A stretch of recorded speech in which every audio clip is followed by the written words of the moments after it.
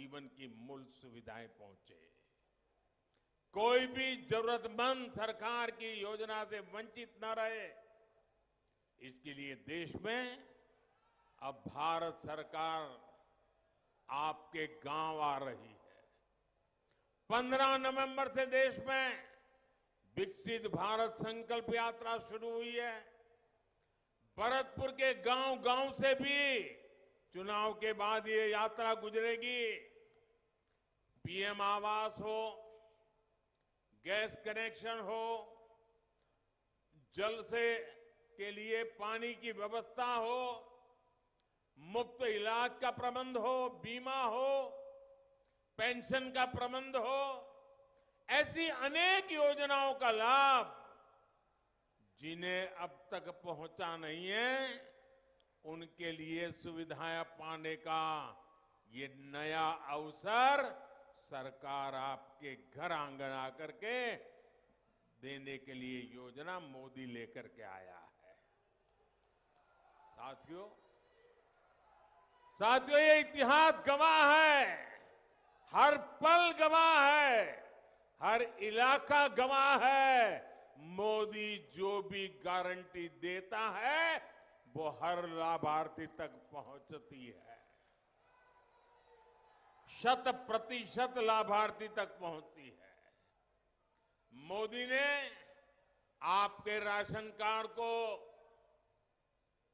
भूख से मुक्ति का गारंटी कार्ड भी बना लिया।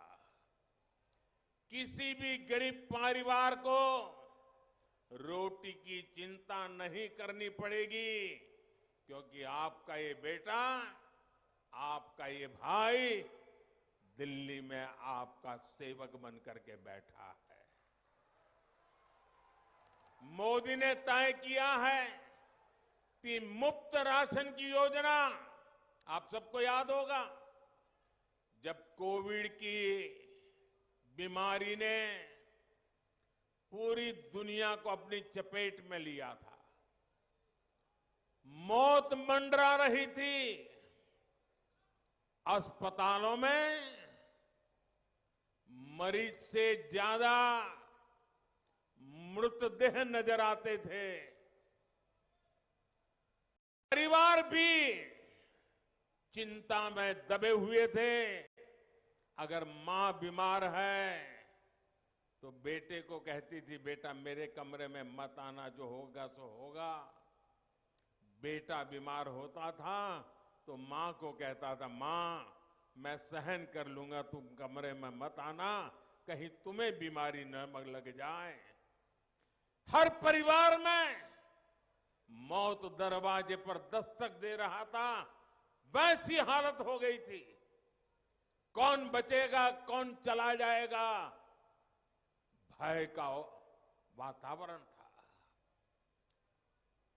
दुनिया थप पड़ी थी, व्यापार रोजगार पर मुसीबतें आई थी, और तब ये मोदी जो गरीब की मां के बेटे के रूप में जब आपकी सेवाओं में बैठा है, उसने सोचा कुछ भी हो जाए, गरीब के घर का चूल्हा बुझने नहीं दूंगा।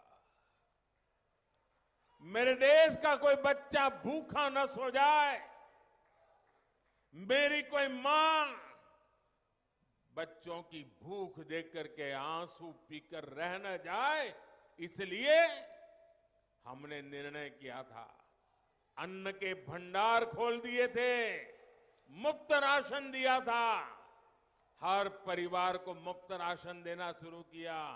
आज भी 80 करोड़ लोगों को मुफ्त राशन मिल रहा है।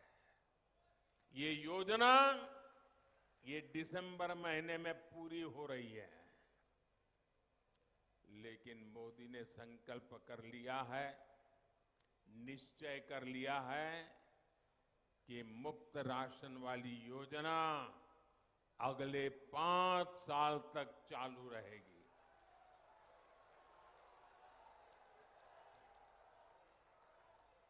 अब किसी परिवार को भोजन की थाली की चिंता नहीं रहेगी, इतना बड़ा पवित्र कार्य करने का निर्णय किया है। मुझे बताइए भैया, राजस्थान के लोग तो वीरता से भरे हुए लोग हैं। जब ऐसा काम करते हैं तो पुण्य मिलता है कि नहीं मिलता है? ऐसे नहीं, जरा जोर से बताइए, माताएं बहनें बताइए, पुण्य मिलता है कि नहीं मिलता है? पुण्य मिलता है कि नहीं मिलता है? अब 5 साल के लिए गरीब के घर में चूल्हा जलता रहेगा, बच्चे को रोटी मिलेगी, क्या पुण्य मिलेगा कि नहीं मिलेगा? मिलेगा कि नहीं मिलेगा? ये किसको मिलेगा? ये पुण्य किसको मिलेगा? ये पुण्य किसको मिलेगा? ये पुण्य आपको मिलेगा। ये पुण्य के हकदार आप हैं, क्योंकि आपने वोट दे करके मोदी से ये पवित्र काम करवाया है, और इसलिए ये पुण्य के अधिकारी आप हैं।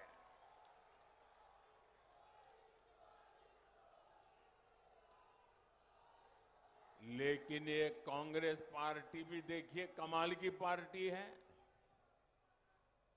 गरीब को मुफ्त राशन से कांग्रेस बहुत तिल मिलाई हुई है, गुस्से में है, और इसलिए कांग्रेस इलेक्शन कमीशन को जाकर के मेरे खिलाफ इतनी बड़ी चिट्ठी देकर के आ गई है। अदालत में जाने के धमकियां दे रही है। अरे गरीब के रोटी खिलाने में जेल भी जाना पड़े तो क्या होता है जी, चले जाए। साथियों, राजस्थान में बनने वाली भाजपा सरकार किसानों के कल्याण को सर्वोच्च प्राथमिकता देती है। जहां जहां भाजपा सरकार है, वहां के किसानों को पीएम किसान सम्मान निधि के 12,000 रुपए मिल रहे हैं। 6,000 केंद्र के और 6,000 राज्य के।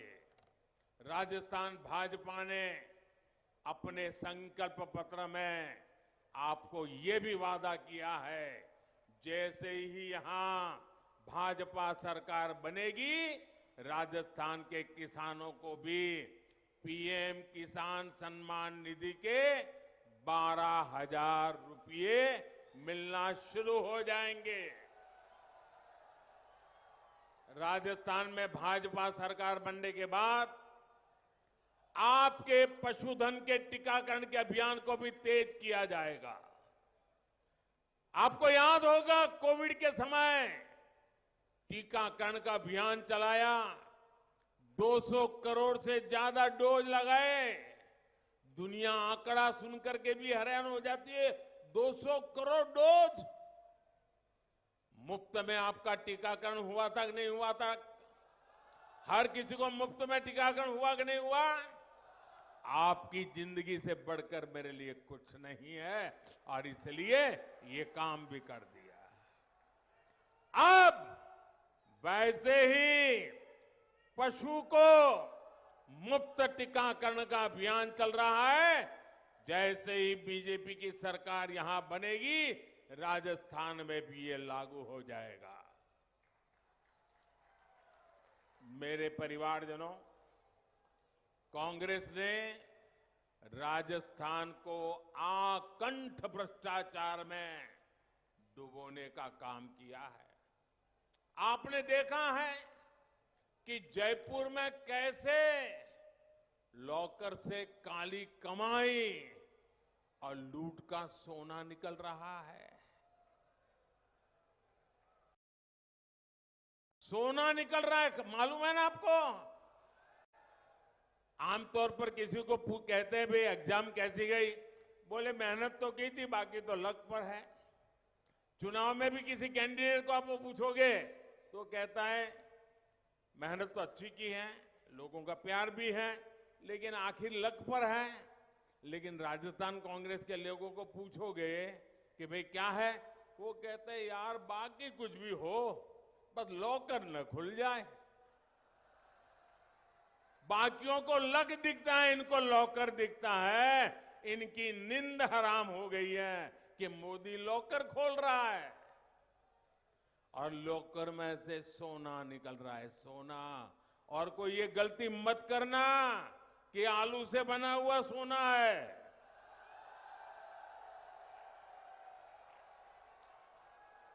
ये आपसे लूटा हुआ, चोरी किया हुआ माल से निकाला हुआ असली सोना है।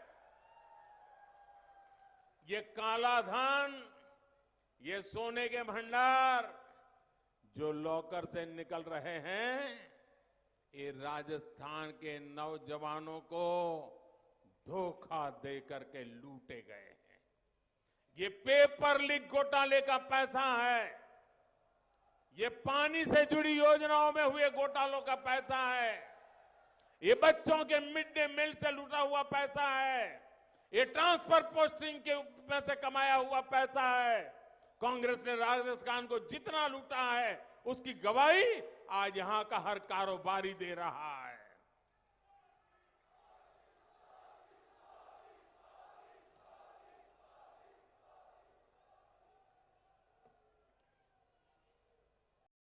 अब तो कांग्रेस के काले कारनामों की लाल डायरी के पन्ने खुलने लगे हैं। लाल डायरी के 4 पन्ने 40 पन्नों से कम नहीं है।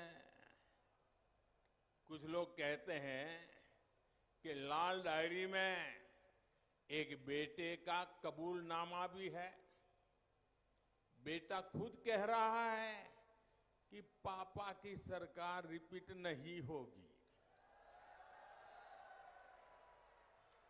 लाल डायरी के जो पन्ने बाहर आए हैं उनमें लिखा है कि जादूगर सरकार ने कैसे राजस्थान को खनन माफिया के हवाले कर दिया। यहां भी आदि बद्री और कनकांचल पहाड़ियों में क्या हुआ, ये भरतपुर के लोग अच्छी तरह जानते हैं। आप अवैध खनन का विरोध करते रहे, साधु संत विरोध करते रहे, लेकिन जो कांग्रेस खुद खनन माफिया हो, वो आपकी आवाज भला कैसे सुनती।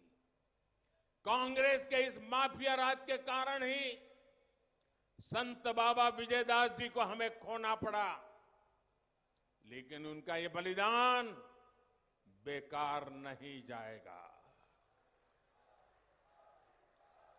भरतपुर की पूर्वी राजस्थान की जनता कांग्रेस के माफिया राज को उखाड़ फेंकेंगे। मेरे परिवारजनों, कांग्रेस की लूट नीति की वजह से यहां राजस्थान में महंगाई इतनी अधिक है। यहां दूसरे राज्यों से पेट्रोल भी इसलिए महंगा है क्योंकि यहां लुटेरी कांग्रेस की सरकार है। केंद्र सरकार अपनी तरफ से पेट्रोल के पैसे कम कर रही है, लेकिन यहां की कांग्रेस सरकार दाम घटाने के लिए तैयार नहीं है। मैं राजस्थान से सटे हुए बीजेपी राज्यों में पेट्रोल कितने रुपये प्रति लीटर है ये आपको बताता हूं। पास में यूपी में 1 लीटर पेट्रोल 97 रुपये यानी 97 रुपये के आसपास है। आपका उधर पड़ोसी गुजरात में 1 लीटर पेट्रोल 57 रुपये यानी 97 के आसपास है। आपके ऊपर की तरफ आपका पड़ोसी हरियाणा 1 लीटर पेट्रोल 97 रुपये के आसपास। तीनों पड़ोसी 97 रुपये लीटर का पेट्रोल। और ये राजस्थान में देखिए कैसी लूट चली है। राजस्थान में कांग्रेस सरकार 1 लीटर पेट्रोल का 109 रुपये के आसपास लेता है, यानी हर लीटर पर 12 रुपया आपके जेब से मारती है कांग्रेस। मैं आज आपको वादा करता हूं, कांग्रेस सरकार आपसे पेट्रोल का पैसा लूटकर अपने नेताओं की तिजोरी में भर रहा है। मेरा वादा है, राजस्थान में बीजेपी सरकार बनते ही कांग्रेस का ये खेल भी खत्म किया जाएगा। और मैं आपको विश्वास दिलाता हूं, भाजपा की सरकार बनते ही पेट्रोल के दामों की तुरंत समीक्षा की जाएगी और जल्द से जल्द लोकहित में निर्णय भी किया जाएगा। और ये भी मोदी की गारंटी है। मेरे परिवारजनों, ये पूरा ब्रज क्षेत्र तो कान्हा की लीलाओं की भूमि है। पूरे ब्रज क्षेत्र के तेज विकास के लिए मैं राज्य सरकारों के साथ संपर्क में हूं। 23 नवंबर को मैं संत मीराबाई जी की 525वीं जयंती के कार्यक्रम पर मथुरा भी जा रहा हूं।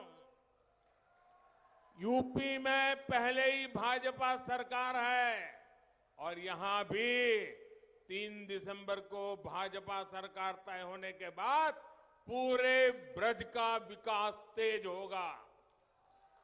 भरतपुर जिले को एनसीआर की तर्ज पर विकसित करने का रोड मैप सिर्फ और सिर्फ भाजपा के पास ही है। भाजपा सरकार ने ही भरतपुर में मेडिकल कॉलेज बनाया। यहां चौड़ी सड़कों और आधुनिक रेल कनेक्टिविटी की गारंटी भी भाजपा ही पूरी कर रही है। दिल्ली मुंबई एक्सप्रेस वे से ये पूरा क्षेत्र देश के औद्योगिक नक्शे पर अग्रणी बनते लगा है। पूर्वी राजस्थान नहर परियोजना का खाका भी भाजपा ने खींचा था और इसे तेजी से पूरा भी भाजपा ही करेगी। मेरे परिवारजनों, आपने कांग्रेस की करारी हार सुनिश्चित कर दी है, लेकिन ये सीजन शादी ब्याह का भी है, तीज त्योहार का भी है। इसलिए ध्यान रखना कि मतदान सबसे पहले करना है। अच्छा, मैं एक बात आपसे बुलाऊंगा, आप लोग बोलेंगे? अच्छा, अपना मोबाइल निकाल करके उसकी फ्लैश लाइट चालू करेंगे। सब अपने मोबाइल फोन निकाल करके फ्लैश लाइट चालू कीजिए और मोबाइल फोन ऊपर कीजिए। सबकी फ्लैश लाइट चलनी चाहिए, हर किसी की। अपना मोबाइल फोन से फ्लैश लाइट निकालिए और मैं जो बोलूंगा आपको हाथ ऊपर करके बताना है। आपको क्या बोलना है मैं बताता हूं। आपको बोलना है, कमल चुनेगा राजस्थान। सुनिए, अरे उत्साही नौजवानों, पहले मेरी बात सुनिए। कमल चुनेगा राजस्थान। क्या बोलेंगे? क्या बोलेंगे? क्या बोलेंगे? तो मैं बुलवाता हूं, ब्रज भूमि की बढ़ेगी शान, ब्रज भूमि की बढ़ेगी शान। महाराजा सूरजमल का शौर्य महान, महाराजा सूरजमल का शौर्य महान। युवा शक्ति का होगा सम्मान, युवा शक्ति का होगा सम्मान। बहन बेटियों का बढ़ेगा मान, बहन बेटियों का बढ़ेगा मान। भ्रष्टाचार पर लगेगी लगाम, भ्रष्टाचार पर लगेगी लगाम। भरतपुर में बढ़ेगा पर्यटन का काम, भरतपुर में बढ़ेगा पर्यटन का काम। मेरे साथियों, इतनी बड़ी सभा हो गई और मैं राजनीति में ज्यादा समय संगठन का काम कर रहा हूं। मेरे जीवन के काफी वर्ष संगठन के काम में गए हैं, लेकिन अरे पहले सुनिए नौजवानों, अभी जरा 25 तारीख तक जरा ऊर्जा बनाए रखो। कभी कभी क्या होता है, चुनाव की सभाएं तो हो जाती है, लेकिन 11 बजे सुबह इतनी बड़ी सभा करना ये लोहे के चने चबाने का काम होता है। आप सब भी संगठन के यहां कार्यकर्ता हैं, मैं जानता हूं, बहुत मुश्किल काम होता है, लेकिन मैं आज यहां के हर कार्यकर्ता को जी भर के बधाई देता हूं कि सुबह 11 बजे इतनी बड़ी सभा कर दी। ये बहुत बड़ा काम किया है आपने। मैं यहां के जनता जनार्दन का भी सर झुका करके नमन करता हूं, इतनी बड़ी तादाद में आकर के आशीर्वाद दे रहे हैं। और मैं देख रहा हूं जो लोग पंडाल में है उससे ज्यादा बाहर धूप में तप रहे हैं। जो लोग धूप में तप रहे हैं मैं उनसे क्षमा मांगता हूं, क्योंकि हमारी व्यवस्था कम पड़ गई, आपको धूप में तपना पड़ रहा है। लेकिन मैं आपको विश्वास दिलाता हूं कि आप जो धूप में तप रहे हैं, आपकी तपस्या बेकार नहीं जाने दूंगा, विकास करके लौटाऊंगा।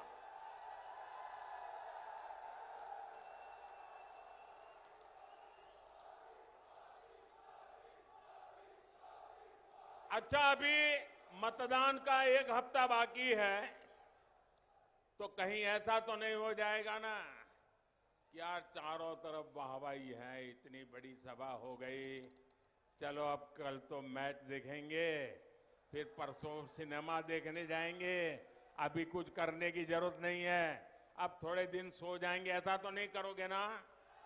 कोई आराम नहीं करोगे ना? घर घर जाओगे, बूथ में जाओगे, सफाई का काम करोगे, कमल खिलाओगे, बूथ में जीताओगे। भाइयों बहनों, एक और काम करना है, करोगे? ये चुनावी काम नहीं है, करोगे? देखो ठंडे पड़ गए, ये चुनावी काम नहीं है, करोगे? ये मेरा निजी काम है, करोगे? पर्सनल काम बताता हूं, करोगे? सब करोगे? जो पीछे हैं जरा हाथ ऊपर करे, वो भी करेंगे। जो धूप में खड़े हैं वो भी हाथ ऊपर करे, आप भी करेंगे। तो मैं बताऊं काम पक्का करोगे? अच्छा, आप एक काम करना, घर घर जाना, जाकर के नमस्ते करते हुए हर किसी को परिवार में कहना कि अपने मोदी जी भरतपुर आए थे। सबको बताना अपने मोदी जी, प्रधानमंत्री मत कहना। मैं तो हर परिवार का बेटा हूं। जाकर के कहना अपने मोदी जी भरतपुर आए थे, उन्होंने आपको राम राम कहा है। इतना कर दोगे? हर घर जाके कह दोगे? जब आप उनको कहोगे ना कि अपने मोदी जी ने आपको राम राम कहा है, हर परिवार मुझे आशीर्वाद देगा, हर परिवार मुझे आशीर्वाद देगा। और जब परिवार मुझे आशीर्वाद देता है तो मेरी ऊर्जा अनेक गुना बढ़ जाती है, मेरा दौड़ने का हौसला बढ़ जाता है, दिन रात काम करने का मन बना रहता है। ये आशीर्वाद एक बहुत बड़ी ऊर्जा है, और इसलिए हर परिवार में जाकर के मेरा राम राम कहना और वो आशीर्वाद मुझे मिल जाएगा। एक नई शक्ति के साथ आपके लिए जुटा रहूंगा। बोलिए भारत माता की, भारत माता की, भारत माता की। बहुत बहुत धन्यवाद। आप सब भारत के यशस्वी प्रधानमंत्री जी की सभा में पधारे। एवं प्रधानमंत्री जी का आभार एवं धन्यवाद। भरतपुर की जनता का धन्यवाद एवं आभार। आप सब यहाँ इतनी बड़ी संख्या में पधारे, आपका बहुत बहुत आभार एवं धन्यवाद।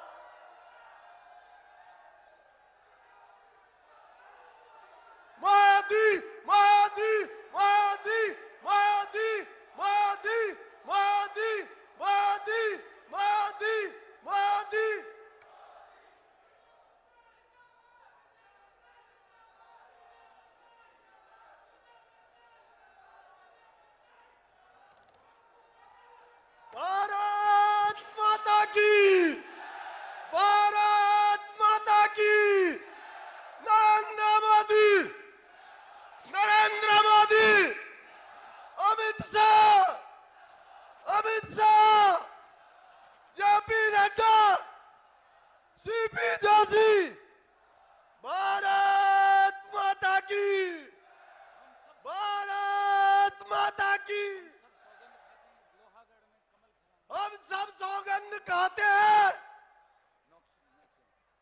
मोक्षम जी चौधरी एक बार जनता का आभार करने के लिए पधारें।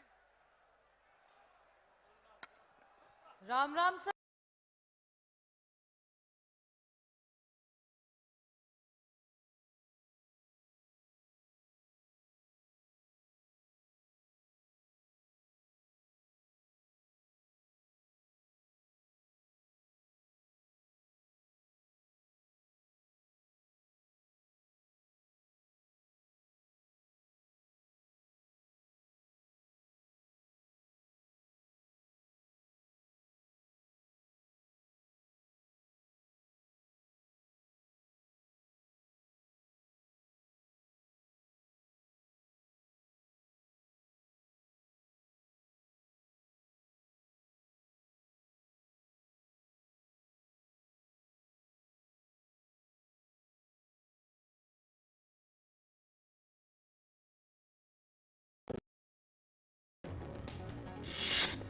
इससे पहले जैनिस सिनर ने जीत के सिलसिले को जारी रखते हुए एटीपी वर्ल्ड टूर फाइनल्स में तीसरी जीत हासिल करके सेमीफाइनल में प्रवेश किया था। विश्व के नंबर 1 टेनिस खिलाड़ी सर्बिया के नोवाक जोकोविच ने एटीपी वर्ल्ड टूर फाइनल्स में पुरुष एकल के सेमीफाइनल में पहुंच गए हैं। जोकोविच ने ग्रुप दौर में 2 जीत के साथ अंतिम 4 में प्रवेश किया। एटीपी फाइनल्स में रूस के Andre Rublev What India alliance are we talking about? You look at West Bengal, Mamata is going to be doing business with CPIM and Congress. क्या बोल रहे हैं हम लोग? तो ये चलने दो इसको, आप चलने दो थोड़ी देर। ये वो क्या कहते हैं, I full stop N full stop D full stop I full stop A घमंडिया alliance anyway. Chaps who are green with envy, you know, Jairam and Jawahar सरकार का, but don't take them seriously. ये देखो ऐसा है, ये सुबह उठते हैं और तय करते हैं आज किस चीज पे क्रिटिसाइज करना है. That's what I call motivated, illiterate political opposition. Do you know that there were no ladies' toilets in the previous parliament? The criticism for your government always is कि हर चीज के लिए शिलान्यास के लिए भी प्रधानमंत्री आते हैं. Whom would you like? Jawahar Sarkar? No, whom would you like? Tell me, Mahua Moitra. Do you know there is a saying in the UN that nothing changes unless there's a crisis? Today there are hundreds of conflicts taking place in the world. Ask yourself one question. Has any one of them gone to the Security Council and got authorization for use of force there? No. Security Council is paralyzed. So the UN needs India. I don't think India needs UN as much. Look, we have a Prime Minister. He had the clout and the outreach to both President Putin and Zelensky. And at one stage, he called both of them saying that I need a cessation of hostilities for a certain number of hours so that we could move the students out. How many other world leaders can do that? 2014 I predicted, 2019 I predicted. We will be at least 10%, if not higher than our 2019 result.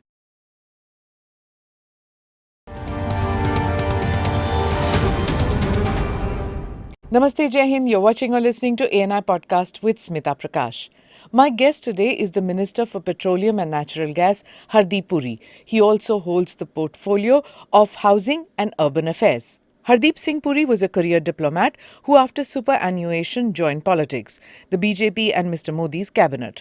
He's a member of the upper house of parliament. So our conversation today will be on oil imports, on the issue of Canada-India ties with regard to the Khalistan separatist movement, on smart cities as he is the longest serving housing and urban affairs minister in India. What he has to say about criticism of the Central Vista project. So let's get cracking. So thank you so much for being part of the podcast. I'm looking forward to our conversation today. You just back from a visit abroad in which you urged the OPEC countries, the Organization of the Petroleum Exporting Countries, to show sensitivity to oil-consuming countries, and you said that they should curb output cuts. So, what has been the response to that request of yours? The conversation I had yesterday at ADIPEC and the day before should be seen in a context. Mm-hmm. What has happened, Smita ji, is that prices have gone up by something like 37% in the last few months, in 3 months alone. Now, it would be wrong for me to say that I make a strong statement and I urge them to show sensitivity and, as you say, ensure that voluntary cuts are not effected. And the market drops. Well, since I made the statement, the market has dropped $5, but that's not because of what I said. I think the context is that there is a overall sense of anxiety in global markets. As I said in one of my interviews, which is perhaps still not been aired, half the world is in recession and the other half is flirting with recession. In other words, if you measure recession in terms of quarter-on-quarter growth, then half the world is actually in recession. And the other half doesn't know whether it's going to be get a better next quarter or a slightly worse next quarter. But more than that, I think there are credible reports that 100 million people have been put back into abject poverty in the context of petrol and diesel prices. In other words, because prices have gone very high, a lot of people have had to fall back on the use of cooking mediums such as wet wood, coal, etc. Now, that's not a very happy situation. Now, clearly, no one as in the consuming countries or the producing countries will doubt the fact that there has been perhaps less investment in the traditional oil and gas, petrol, oil fields as there should be. No one's doubting that because there was talk about green transitioning, it's happening too. But you have to survive the present. Right. So the point I was making is that stable markets, which are conducive to both producers and consumers, because it is a given that if the production cost is not controlled, and there's no shortage of oil. By the way, it's not as if there was a shortage of oil, I would say that. No, there was 102 million barrels a day were being produced. Suddenly, 5 million barrels have been taken off the market. Now, once that happens, if you talk to OPEC, they will happily turn around and say, we don't deal with prices. So, to which any person's response is that if you don't deal with prices, you deal with the amount of crude oil you're releasing in the market. And if you curb the amount of oil, hence you deal with prices. It will hence, absolutely, it will result in prices rising. Sure. I am not concerned about India alone. I think, look, you have a prime minister, we have a prime minister who at the height of the chaos in the market, we were the only country in the world where the price of petrol at the bunk came down by 5% for petrol. Diesel also came down by 0.2%. Why? Because he was able to navigate the way through a cut in central excise duty on 2 occasions, November 21 and May 22. And the BJP ruled states were able to reduce their VAT. So we have a peculiar situation. One state in the east of India, petrol is 11 rupees 80 paise more expensive than in the rest of India in the BJP states. But my submission to OPEC, first, my secretary, the secretary in my ministry, wrote to the OPEC Secretary General, who's a very thorough professional who also understands it. And we put it down on paper. Then I used my meeting with him and then my other meetings with the ministers, with the companies, etc., to drive home the point. It's not an India specific because, look, if you're an oil producer, it's your sovereign right to decide whether you want to extract the oil, you want to sell it, how much you want to sell. But on the other hand, any decision that you take is not without the law of consequences, both intended and unintended.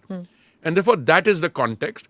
And I believe Modi ji's India today is also listened to in this context, not only because we are a major consumer. I mean, if India cuts its consumption or reduces imports, there will be very severe consequences. So what was the formula? Did you sign some secret oil bonds, which we'll get to know a couple of years from now? No, we don't sign any secret oil bonds. All oil diplomacy is conducted absolutely in the open, in a very transparent manner.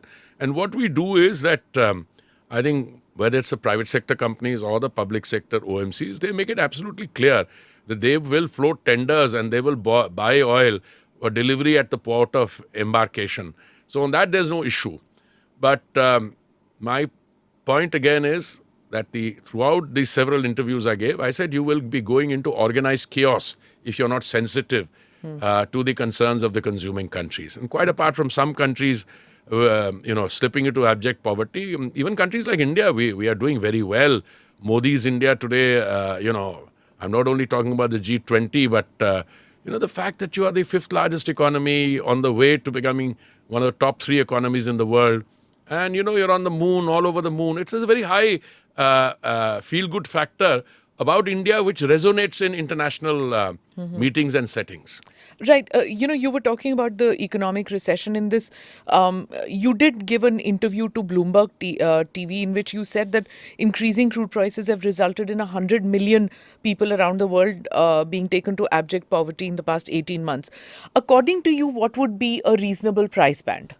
If you ask me as an individual, as the line minister of a country which is still dependent on 85% for its imports, I should give you a very low figure because that would be ideal. But I'm a realist. I'm a realist. I expect the producing countries also to be compensated for their production and for their resource. Many of them have already undertaken development projects and other major projects for which they need to be paid.